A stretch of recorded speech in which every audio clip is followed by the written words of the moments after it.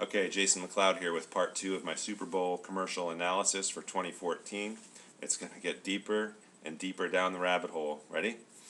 So, commercial number 5 is a pink toys commercial with all the girls turning in their pink toys and then looking in the faces of all these different boys their age. To me, it looks like jealous boys and so forth.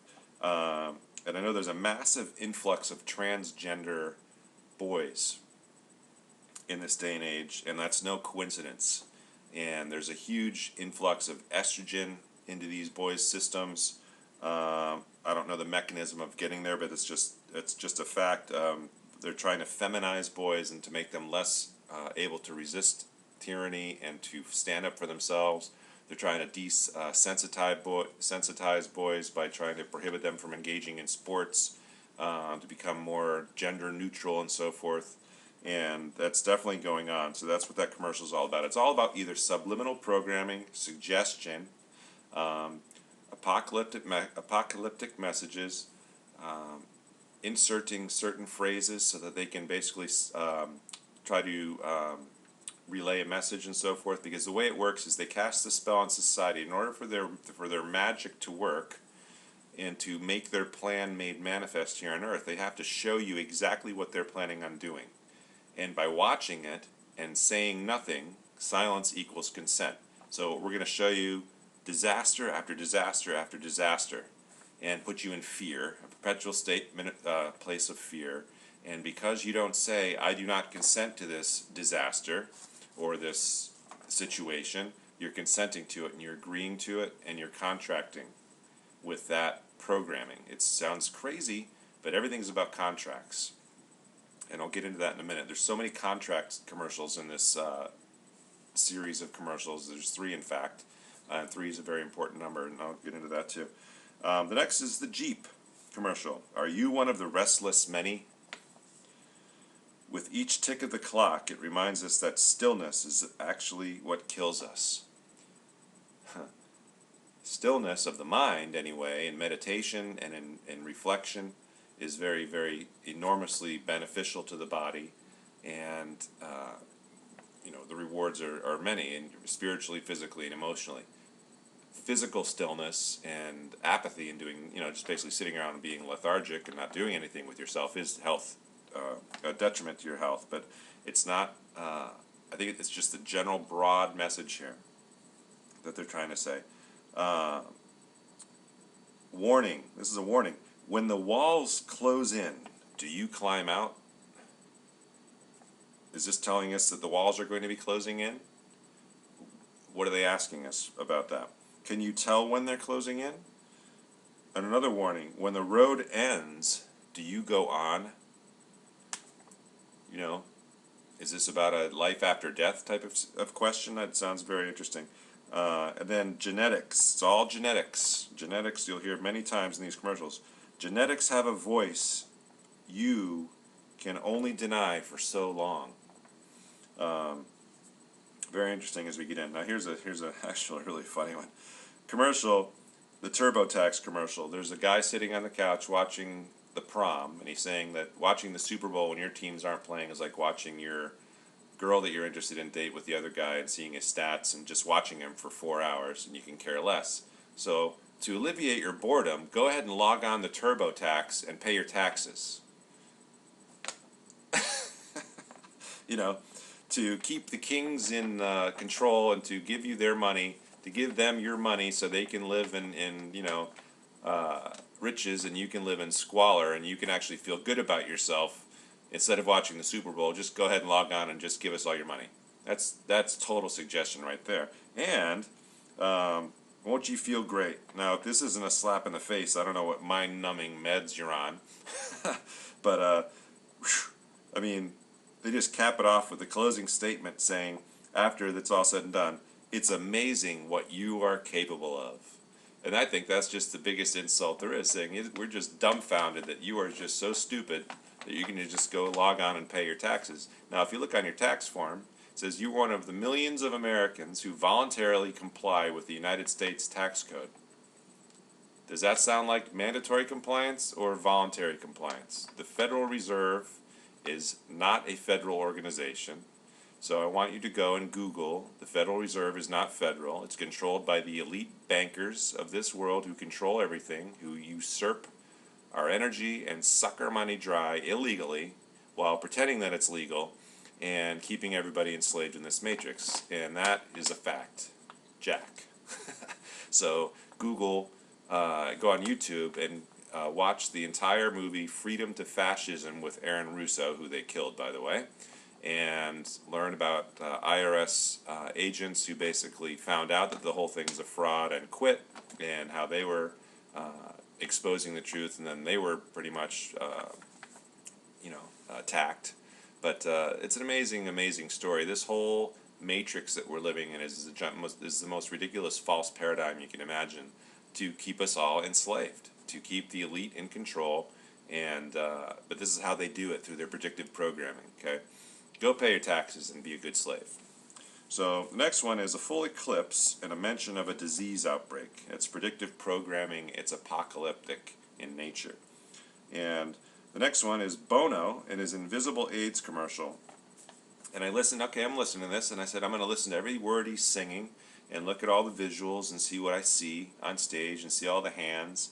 And I was looking at all the hands to see if there's any symbols going on with the people in the audience. I didn't see any. But his words are, his vocals are, his lyrics are, I'm more than you know. I'm more than you see. More than you let me be. I'm more than you know, a body and a soul. You don't see me, but you will. I see him exactly as he is.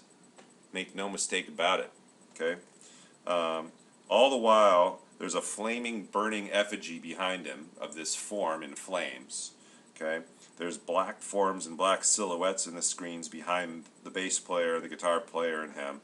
I am not invisible, and it's about AIDS, and they have to make sure everyone remains in fear about this dreaded disease that's going to wipe out humanity and make us remain in fear about each other, infecting each other and all these things. And it's or is this a subliminal message about another superbug germ outbreak, avian flu, swine flu, whatever flu,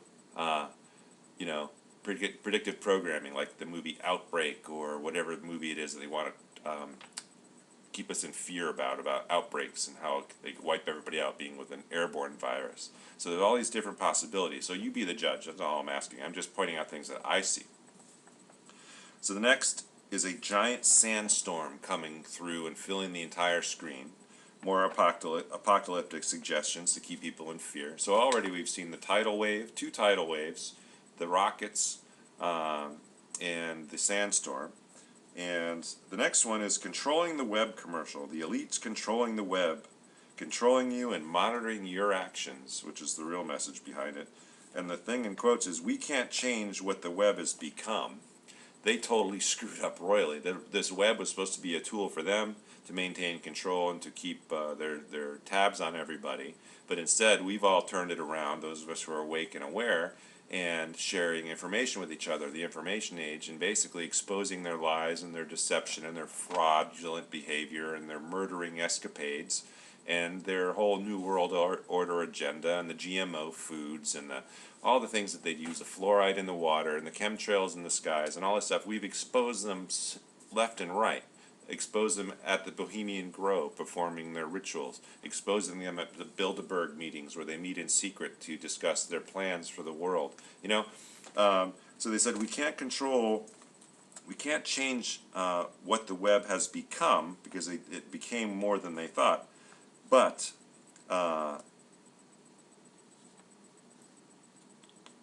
we can change what it will be. And that's this whole Internet 2 thing, the whole censorship, the whole limited access to things that they don't want you to have access to, you won't be able to see. So that's total censorship. They can't control what they let happen, but they're going to control it now. So, and Obama has the internet kill switch. So if you ever see the internet go dead for no reason, then there's a good reason. And you better be really, really, really concerned about that. Okay. The next is cancer. They can't let that one go by, can they, with such a mass audience? They can't let that predictive programming that everybody's going to die of cancer go. without making sure to keep everybody in fear and so forth. And they show the people driving in the car, and the sun setting or rising and everything. Cancer is the biggest money-making fraud on the face of this planet. Cancer was cured in the early 1900s by Royal Raymond Rife, and he used coordinative resonance, and it's a fact. They have newspaper articles in the San Diego Tribune. The director of the AMA, Arthur Kendall, was involved. E.C. Rosenau, who was the greatest researcher in the Mayo Clinic. These are handwritten letters back and forth to each other. He cured cancer using frequencies, because everything is frequencies. They burned his labs to the ground. He died penniless, and the whole cancer industry is the biggest money-making fraud that there is. And if you go and buy soursop, which is called guanabana, it's a Caribbean green prickly fruit with a white interior. It is 10,000 times more effective than chemotherapy. It hunts down and kills cancer cells and nothing else. It's a natural juice that you can drink, and the pharmaceutical giants have spent billions of dollars trying to synthesize it, and they can't figure it out. But they have no interest in curing anybody of anything. All these foundations, all this bullshit out there asking to you for your money, they're preventing cures from happening, and they're sucking every last penny out of the people, and they're sucking every bit of money out of their accounts when they end up getting cancer.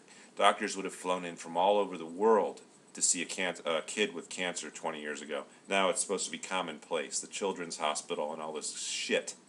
It is complete fraud, and don't buy into it. You can cure cancer, you eat right, and you take the right supplements and so forth. Soursop is incredible. Don't even get me started on cancer. So, next one is the Dreams and Puppets commercial. I'm not sure what it was, but it was 13. It was the 13th commercial. It was a very special number, and with very special placement right here. 13 is a major Illuminati number, and the commercial was about dreams and puppets. Who are the puppets? Are we the puppets being controlled by the elite? Are the elite puppets controlled by the reptilian, extra-dimensional, extraterrestrial beings? I know it sounds nuts, but believe me, if you research it, the evidence is there. All the ancient cultures talk about reptilians who came down from the stars and taught them things and took away their knowledge and usurped control, and that's the Anunnaki bloodlines and so forth that have come here. Zecharia Sitchin is a phenomenal researcher. He wrote the Earth Chronicles series exposing this whole thing, the ancient Sumerian tablets. Eric von Daniken, the Ancient Aliens series. Research those. Very interesting information out there to research. Time-wise, okay. And commercial 14, you can't know what you don't know. Exactly. You can't know what's happening unless you're aware of what's happening. And it's like they're telling you that, and they're warning you that, and they're making fun of you about that at the same time. They know everything, and we know nothing. Well, some of us know things, okay?